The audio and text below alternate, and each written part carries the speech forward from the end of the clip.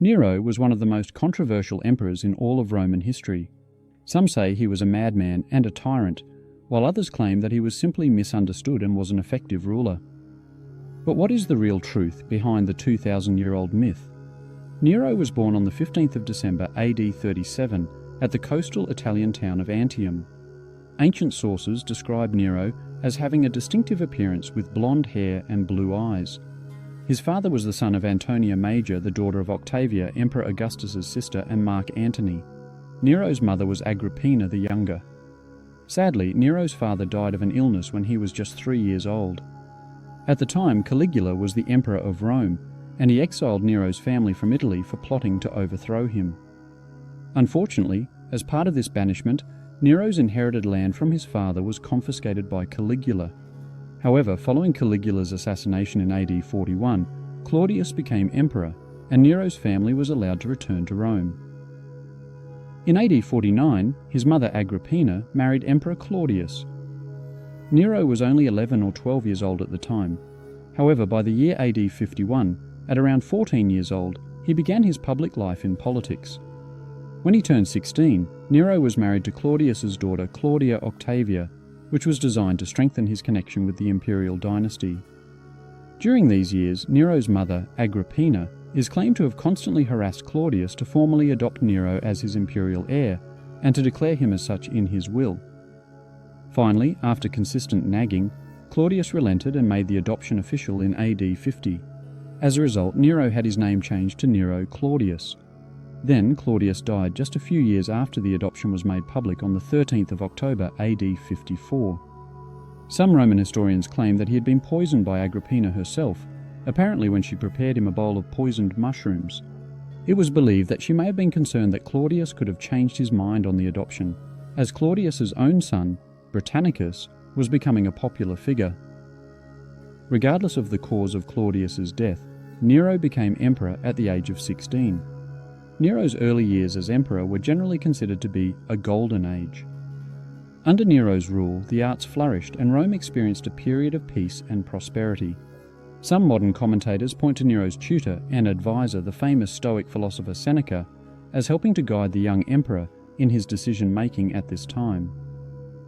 The people considered him kind and approachable.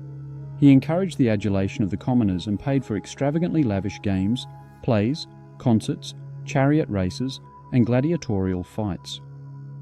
In the provinces, he ruled that there were to be tax reductions.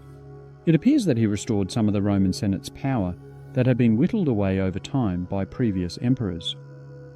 While this can be seen as a generous move from the young Nero, it may have been that the emperor didn't want to spend much of his time on the duties of ruling, and was happy to hand it over to the senators. However, as his reign continued, Nero's attitudes and behaviours started to change. The cause may have been quite close to home. Almost immediately upon taking the throne, Nero's relationship with his mother Agrippina became quite toxic. Once he had become emperor, she seemed to begin to try and manipulate him. To some onlookers, it appeared that she wanted to rule the empire by using her son as her political puppet. However, Nero resented her increased influence and began distancing himself from her. By 55 AD, just a year into Nero's reign, he ordered that Agrippina should be removed from the imperial palace and was banned from attending public events with him. When Agrippina realized that she no longer had access to power through Nero, she focused on developing a closer relationship with her stepson, Britannicus, the son of Claudius. However, one day, Nero invited Agrippina and Britannicus to a dinner party. During the festivities, Britannicus was served a drink that was too hot for him. He called for a servant to cool it down by adding cold water. Then, after taking a sip, Britannicus lost his voice, began to convulse, and then fell to the floor dead. The guests turned to Nero in shock, but the emperor did not react. His cold indifference led people to immediately conclude that the emperor had ordered the poisoning. If he did, which is very likely, it could have acted as both a way to remove a key rival to his power and to warn his mother not to interfere in his affairs. Unfortunately, Agrippina did not take the hint and continued to manipulate the people around Nero. So, matters reached a head in 59 AD, when, driven by paranoia and the desire to rid himself of his mother's perceived threats, Nero decided to eliminate Agrippina. The first known attempt on Agrippina's life by Nero, as recounted by ancient historians, involved a specially constructed boat that was designed to kill Agrippina, in what was supposed to look like an unfortunate accident. Nero invited Agrippina to Baiae to celebrate a festival. Agrippina, completely unaware of the impending danger, accepted the invitation.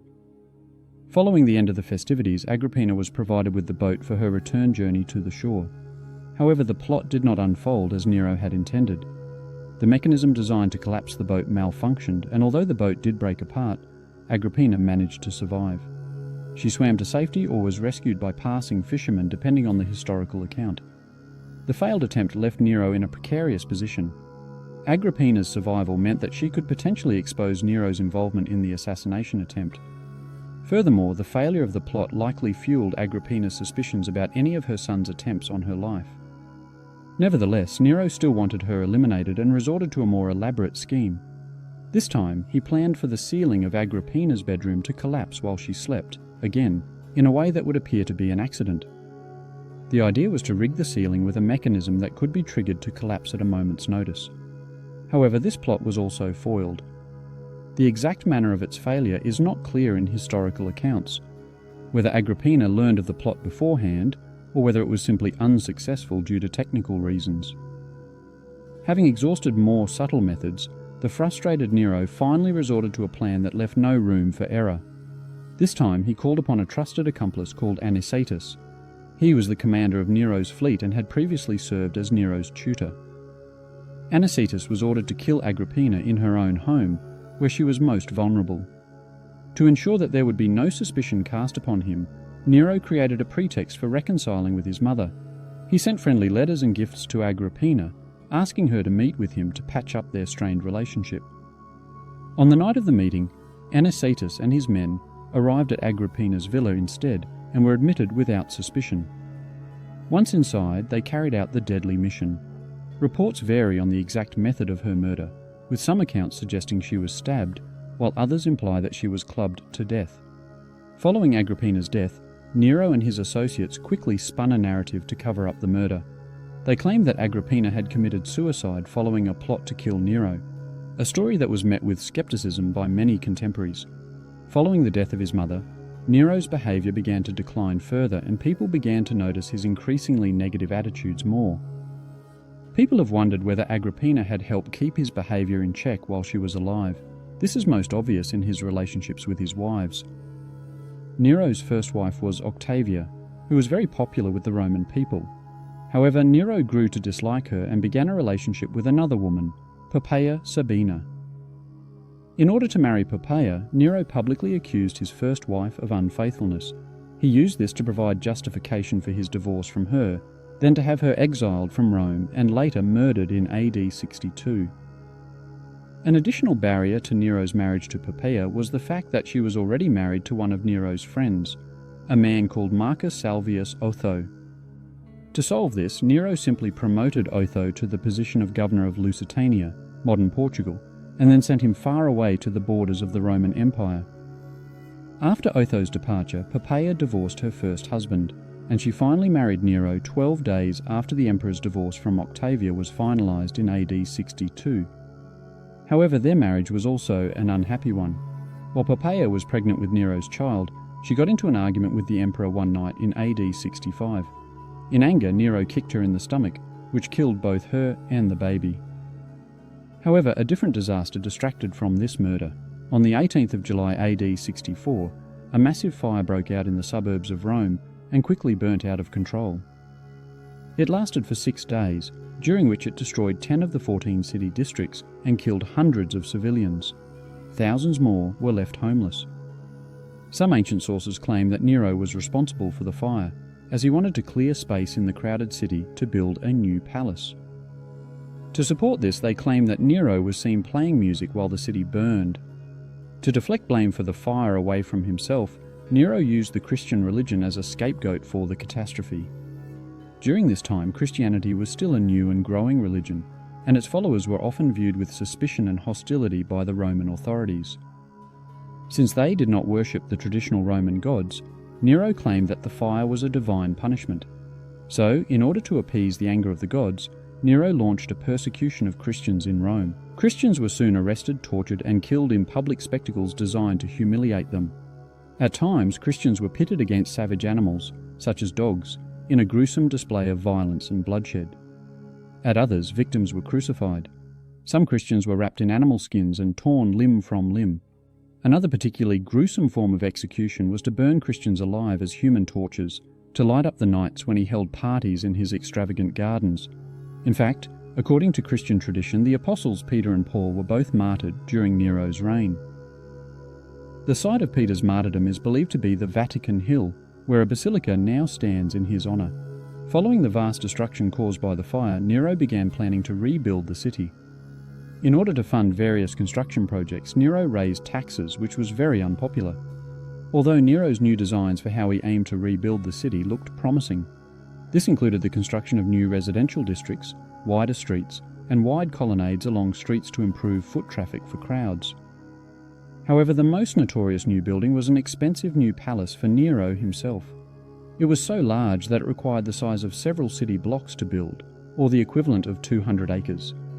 This lavish new project was designed by the architects Severus and Celer, who said it could be completed in just a few years. This palace became known as the Domus Aurea, or Golden House, since its ceilings were apparently covered in gold. What is more, it had an artificial lake big enough for boats to sail on, and a large garden full of exotic foreign animals. There was even a story of a mechanical revolving floor that served as a kind of dancing room or banqueting hall. It was circular in shape with a floor made of ivory. As a final indulgence, it also featured an enormous statue of Nero himself standing at the front, which was called the Colossus of Nero. To many observers, Nero appeared to spend more time and money on his palace than on rebuilding Rome and the relief of the people who had been left homeless from the fire. It was at this time that Nero's love for Greek culture became a significant concern for the Roman people. The emperor took an extensive tour of Greece during AD 66 to 67.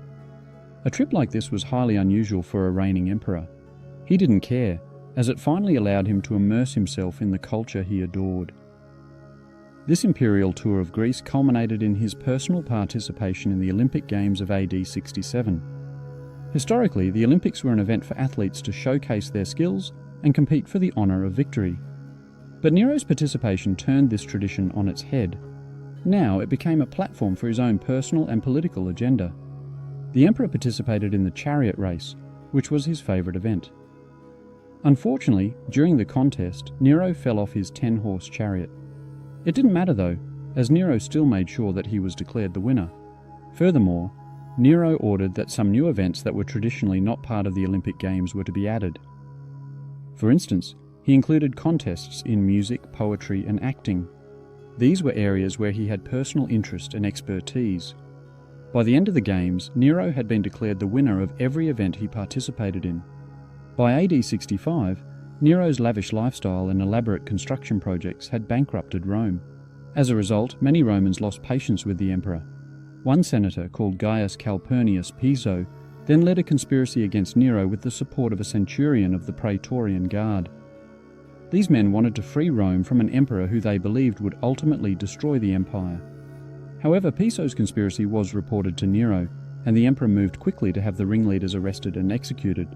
A number of high-profile names were implicated in the conspiracy, including the poet Lucan. Shockingly, Seneca, Nero's retired advisor, was also accused of involvement and was ordered to commit suicide by Nero himself. Nero may have hoped that his swift and harsh response to the conspiracy may have discouraged others from doing the same, but this was not the case. In AD 68, two different governors from two different provinces rose up in revolt as well, Vindex in Gaul and Galba in Spain. When word of the revolts reached Rome, Nero was able to dispatch an army to defeat Vindex, but Galba's revolt spread. The Senate finally declared Nero to be a public enemy in the same year, and declared their support for Galba. Also, the prefect of the Praetorian Guard, Sabinus, also abandoned the emperor in favour of Galba. By that stage, Nero realised that he had lost the support of the people, Senate, and the Praetorian Guard, and decided to flee from Rome. Dressed in a disguise, he was able to reach the villa of one of his freedmen outside the city, but was surrounded by soldiers who were sent to find him. In a panic, Nero tried to commit suicide. However, his attempt failed, and he needed a slave to finish the job for him. Nero died on the 9th of June AD 68, at the age of 30.